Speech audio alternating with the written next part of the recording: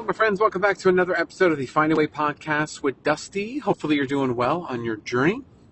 This week has been a little bit more travel intensive after work with getting ready for the snowstorm coming in, and then the kids being sick. My daughter has taken a good turn, and she's getting better. Monitoring my son, he's a little bit more congestion, but it doesn't seem like the fever's coming in, which is nice. Because of that and being on the road, I've been able to do a little bit more on the podcast episode front because I am traveling, and that is the easiest way for me to do a podcast episode is just the simple travel of A to B. Place this on the vent and just go at it. So good news there. This particular episode, I think, is going to be a good episode to focus on something that is surprising now. No. Maybe surprising now, surprising then. So, I'm going to be pacing 2 marathons this year that I know of. For sure in March. Not for sure in March. I think in March I've signed up and they're going to get back to me. But in March in Atlanta. And then the second one for sure in St. Louis in April. And so pacing those 2 marathons, more than likely I'm going to be at the 4-hour and 30-minute mark. And being at the 4-hour and 30-minute mark, that was such a struggle for me on the initial marathon that at this point now I pace it and can pace it with ease or with comfort. So, it's something that doesn't seem too extreme or too crazy for me. But if you were to talk to the guy a year into the journey who just started running and just started jogging, there's no way, just absolutely no way.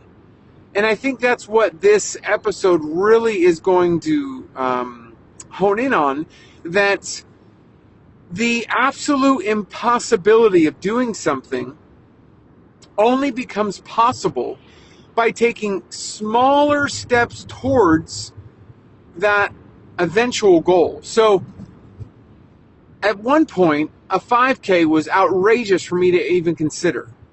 Now I can run a 5K pretty easily in the morning before I go to my strength training. Then, doing a 10K at some point was outlandish, literally outlandish. And now it's something that I like to sign up for in the sense of that's where my competitive kind of distance is right now. I've gone longer distances. I'm pacing longer distances. I really want to sharpen my 10K time. I've set a bunch of PRs last year. The hot chocolate run so far has been my PR in regards to a 10K. I'm going to do the hot chocolate run in Nashville again this year. And so the 10K, then the 15K, and then the half marathon. Now I think I'm upwards of 15 to 16 half marathons that I've done and paced. And pacing a half marathon, it's not something that I need to train for. Like, I took 2 or 3 weeks off of doing any kind of running for longer distances. Like, there was no longer distance that I was doing. And I paced a half marathon this past weekend with no prior training, no real kind of need to get my body ready. It's almost like my body is just ready for where I'm at. And so the progression, while seeming impossible before, seems like just a normal, regular, everyday thing now. And that's where on your journey of weight loss and strength training and whatever you're looking to do in regards to your health journey, yes, it is going to look impossible, whatever you're trying to achieve or go after, but it's important to set small goals to get to the big goal that you want to do. So I know that you have to lose 100, 150, 200 pounds, but really those 200 pounds have to come off 1 pound at a time. So how many 1 pounds do you have to lose? 200, 150, whatever the case is. It's important to focus on the 1 pound at a time. Setting a small goal is saying, hey, you know what? In this month, I want to lose 3 pounds. It's outlandish, but again, the last episode, setting yourself up for success long term. But when you add it all together, 2.5 years in, whoa, I've been able to drop and keep off 150 pounds. All of those things add up. Now think of any physical feat that you'd like to do. I want to run my first 5K. It's going to be absolutely out of this world to think that you could do a 5K. I just experienced my wife going through the very same thing, that there's just no way I can run I can walk a 5K. I can eventually walk enough or maybe do a little jog or jog a little, walk a little. I can do all those. Oh, excuse me. I can do all those and get to a 5K, but just there's no way. And she completed it, and it almost took that mindset off of, I can't do this. And so really hone in or think to yourself about things that you think that you can't do. And what's it going to take a small step towards that goal? Now that my wife has done a 5K, we were thinking about doing the Atlanta 5K on Saturday. I would watch the kids. She would do the Atlanta 5K. And then on Sunday, she'd be with the kids and I would pace the marathon. And so she's like, I don't know if I could do it. Honey, you just did it.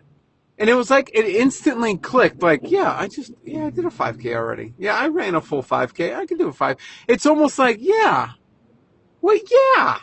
like, if you can somehow materialize, to whatever that impossibility you have on your journey is.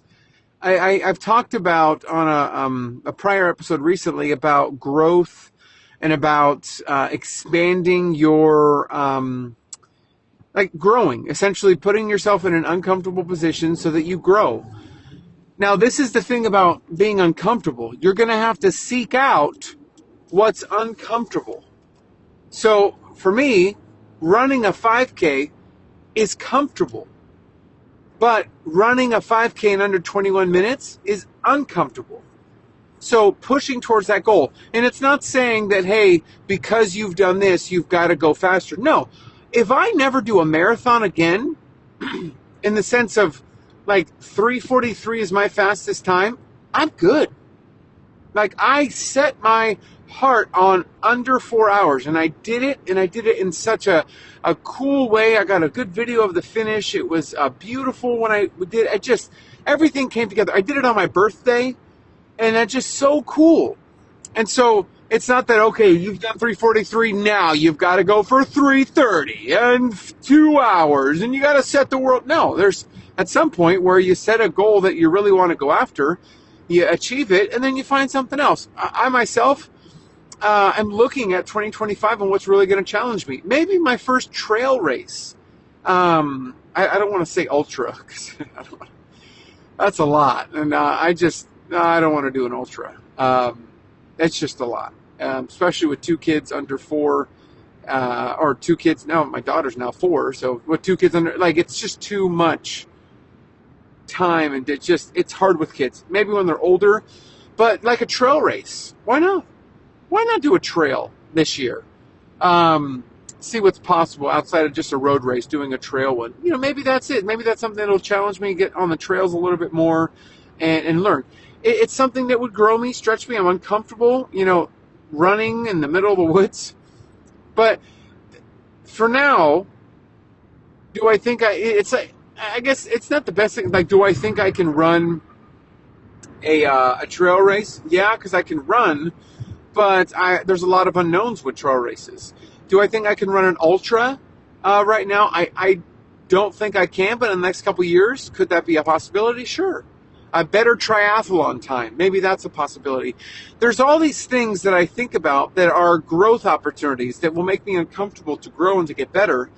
And I'm only going to get there if I start, one step at a time. Trail race, you know what? I'm going to have to go on the trail. I'm going to have to find a trail locally and go run that thing. I'm going to have to think about the shoes, the shoes that I got, how those are going to hold up. What do you wear? I've seen all these people wear, they have walking sticks with it, and they're just a whole different avenue of things. But what I think is whoa, no way, is going to be so easy. And let me tell you, I've related this, or I've connected it like this before, and I'm hoping this makes sense. The very first time you took your say you move to a new city, say you get a new job, whatever the case is, you get in the car, put on the GPS. Okay, where is it? Okay, I got there, GPS. Maybe the second, third, maybe the 15th time you need the GPS. But eventually, you're not going to need the GPS. Oh, yeah, I know it. Oh, yeah, I know how to get there. I know that route. I know that route. Okay. That's exactly how whatever you think is going to be just no way, you've got to do the route enough with, I guess, some assistance or some guidance until it becomes a possibility. Now, you sign up for a 5K, you get into a 5K training plan. Someone's helping guide and kind of lead and open up the door of what's possible, what you need to do to train and stuff like that. So really take the limits off of the mindset that you can't and that you're not going to be able to. If there's something you want to go after this year, the next 2 or 3 years, start planning, start putting a plan in place on what kind of guide or what kind of guidance can put you in a position to go do that. And then we're talking about a physical feat. Now, I've talked about recently, and because I've gotten so much good feedback, so it's almost like I'm getting this feedback and it's like, wow, it is working. So when I talk about this, it's not just because I created this practical weight loss guide, but I'm getting feedback, tons of feedback that it's working and that it's helping and it's piecing the things together. So I talk about this guide, if you want to lose weight, maybe it's not a physical feat of running a 5K, but I want to finally drop to 50 pounds. My practical weight loss guide is going to be a guide on how to get there. And eventually, what that guide's going to be is a coffee table reading material. You're not going to go to it. The reason you're not going to go to it is because you know it. Like, I need to make smart goals. Okay, yep. I need to prioritize protein. I need to like the things that I cover in the book, in the guide. Eventually, you're just going to know it's going to be second nature. If I want to do something, this is how I set it up to go do it. If I want to accomplish a goal, this is how I do it. Eventually, that guide's going to become coffee table material because you know it. You've learned it. You've been through it, and now it's, oh yeah, like, oh, you know what? I want to really. Here's a great example. I really want to. I've lost the weight. I want to be get on stage and maybe do a bodybuilding show. Not in the sense of like get all muscular, but like a transformation show. Like, think summer shredding is what it's called. I want to do that. Okay.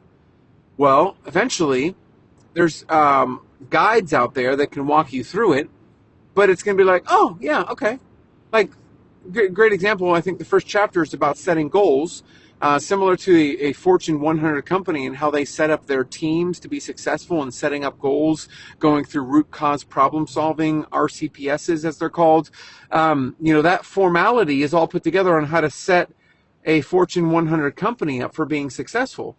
So if you put that same practice in place, hey, I want to be a part of the summer shredding, it's like, oh, I know how to build a goal. Oh yeah, there's the, oh yeah. I feel like I'm getting the press a button on a kid's toy vibe with that. Oh yeah, like you press it, and I have kids and they press the same button 40,000 times and I hear the same thing. So my apologies on the move away from what I'm focused on here. But really, it's going to be second nature to put together a goal because you've gone through it, you've got a guide, and you know it now. So I'm hoping this helps. That any big goal, any big achievement, start off with getting a guide and how to take those first initial steps. And just like a GPS, just like putting a map for a GPS, don't get discouraged that you've got to keep putting in the address for the GPS. Like that, don't get like, oh, I got to put the address in again just to get there. Don't be frustrated about that. Like, okay, I got to put in an address. Okay, no big deal. No biggie. Sorry, there's a car that just took a big swerve, and I'm like, are you coming in my lane? Is this going to be a podcast episode of increased interest because someone's going to hit me and everything's fine? But yeah. Set a goal. I want to do a 5K. I want to lose this. Whatever it is. Set yourself up for, doing the research, getting a guide, getting a walkthrough, journaling, small steps, all these things, and just know that putting in the address to a GPS 15 different times, you'll get frustrated. Eventually, it's just going to be some second nature. That's all this is. The losing it and keeping it off, for me, it's second nature.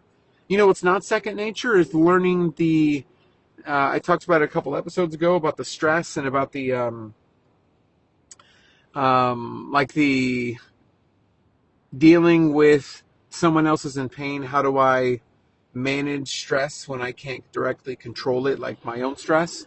You know, I'm working through that, and eventually it's going to be second nature. It's going to be something that I'm going to have to learn and manage, and it's like all things. So I'm hoping this encourages you. I hoping something pops out here that sticks and helps you on your journey. Thank you again for tuning into this episode, and I'll talk to you later. Bye.